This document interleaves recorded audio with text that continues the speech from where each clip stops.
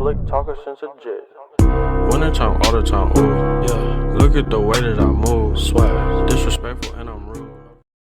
Hi guys, movie plot narrator here. Today I'll tell you the story of a survival movie film, The Grey. John Otway is a marksman for an oil company in Alaska, killing gray wolves that threaten the drillers. On his last day on the job, he sees a wolf pursuing a driller and shoots it, listening to the wolf's final breath. That evening, Otway writes a letter, without purpose, to his wife, Anna, explaining his plans to complete suicide, but does not follow through. The next day, Otway survives a plane crash with fellow oil workers, watching helplessly as Llewellyn dies of his injuries. Otway takes charge of the survivors and is attacked by a wolf and rescued by the group. They realize they are in the wolves' territory and take turns keeping watch. Hernandez is killed by wolves, and Otway suggests they leave the crash site, but Diaz questions his leadership. While searching for the wallets of the dead to return to their families, Diaz finds an emergency wristwatch with a radio beacon. The group leaves the crash site, but Flannery falls behind and is killed by wolves. A pack of wolves approaches and the survivors run for the trees, lighting a fire to ward off the animals and building makeshift weaponry. Diaz succumbs to stress and threatens Otway with a knife but is quickly disarmed. Before he can apologize, he is attacked by a wolf, which the group manages to kill and roast for food. Otway surmises the wolf was an omega sent by the alpha wolf to test the group. A crazed Diaz beheads the wolf's corpse, throwing the severed head at the pack. Diaz tells the group of his atheism and Talgett states that he believes in God and lovingly talks about his daughter. Otway says he is also an atheist, but wishes he could believe or have faith, and recites a simple poem written by his father. A blizzard approaches, and in the morning, Burke, who had been suffering from hypoxia, is found dead. The remaining survivors travel to the edge of a canyon. Hendrik secures a line to a tree on the opposite side, and Diaz and Otway traverse the canyon.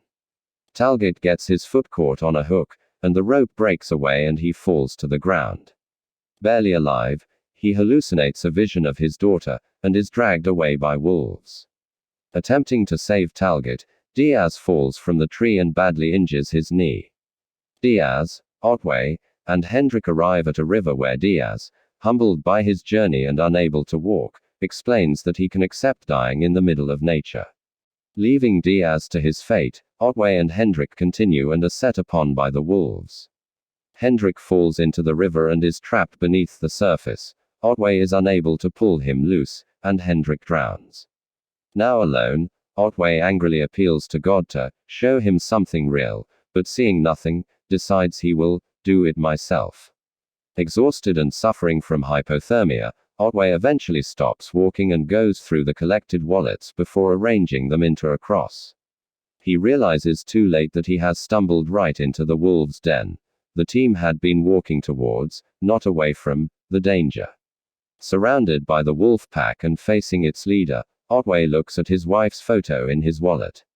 It is revealed that she was dying of a terminal illness, the reason he was earlier preparing to kill himself. As the alpha wolf approaches, Otway arms himself with a knife and shards of liquor bottles taped to his hand. He recites the words, "Once more into the fray. Into the last good fight I'll ever know. Live and die on this day. Live and die on this day." He charges the alpha wolf. In a brief post-credits scene, the alpha wolf takes its last breaths, similar to the wolf Otway shot and killed earlier. Otway lies against the wolf, his fate unclear.